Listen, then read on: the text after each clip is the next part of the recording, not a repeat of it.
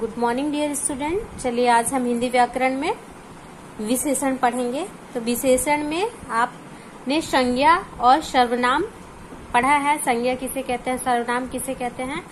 तो संज्ञा या सर्वनाम की विशेषता प्रकट करने वाले शब्द विशेषण कहलाते हैं।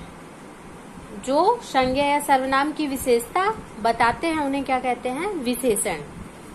जिन संज्ञा सर्वनाम आदि शब्दों की विशेषता बताई जाती है उन्हें विशेष्य कहते हैं। देखिए आपने पढ़ा कि इसमें विशेष्य और विशेषण होता है। तो जो शब्द विशेषता बताते हैं वो विशेषण कहलाते हैं और जिनकी विशेषता बताई जाती है उन्हें विशेष्य कहते हैं। जैसे मान लीजिए ये पेन है, पेन कैसा है, सफेद है। तो इसमें सफेद क्या हो गया, विशेषण। कौन से कलर का है, सफेद है, तो सफेद क्या हो गया, विशेषण। और विशेषता किसकी बताई जा रही है, पेन की। तो पेन क्या हो जाएगा, विशेष। तो जिसकी विशेषता बताई जाती है वो विशेष्य कहलाता है और जो विशेषता बतलाता है उसे क्या कहते हैं, विशेषण कहते हैं। जैसे एग्जाम्पल देखिए, हमारा विद्यालय बड़ा है। विद्यालय कैसा है, बड़ा।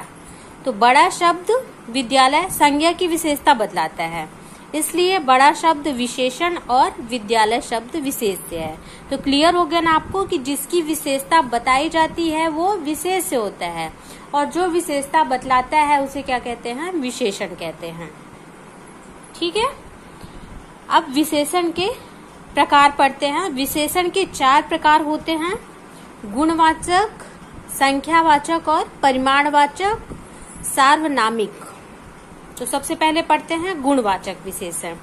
जिस विशेषण से संज्ञा या सर्वनाम के गुण, दोष, काल, स्थान, आकार, अवस्था, रंग तथा दिशा आदि का बोध हो उसे गुणवाचक विशेषण कहते हैं।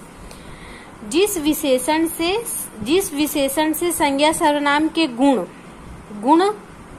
मतलब कि कैसा है, अच्छा, दोष, काल, स्थान, आकार, अवस्था, रंग और दिशा आदि का बोध हो जिसमें, तो वो किस में आएंगे, गुणवाचक विशेषण में आएंगे। जैसे अच्छा बच्चा, बुरा बच्चा। यहाँ अच्छा शब्द बच्चे के गुण को दर्शाता है और बुरा शब्द उसके दोष को दर्शाता है, इसलिए यहाँ पे क्या होगा, गुणवाचक विशेषण। तो जहाँ पे किसी के गुण, दोष, काल, स्थान, आकार, अवस्था, रंग का पता चले, उसकी विशेषता पता चले, तो वहां पे क्या होगा, गुणवाचक विशेषण। जैसे भूरा घोड़ा, घोड़ा कैसा है, भूरा है, तो इससे उसके रंग का पता चलता है, इसलिए यहाँ पे क्या होगा, गुणवाचक विशेषण। इसी प्रकार काला घोड़ा, भूरा घोड़ा। काला और भूरा शब्द घोड़े के रंग को दर्शाते हैं। छोटा कमरा, बड़ा कमरा, तो छोटा और बड़ा शब्द कमरे के आकार को दर्शाते हैं। प्राचीन ग्रंथ, नवीन ग्रंथ। प्राचीन, नवीन ग्रंथ, काल मीन्स समय को दर्शाते हैं। प्राचीन मीन्स क्या होता है, पुराना, नवीन मीन्स नया।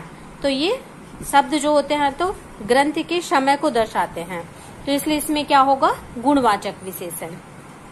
फिर है संख्यावाचक विशेषण।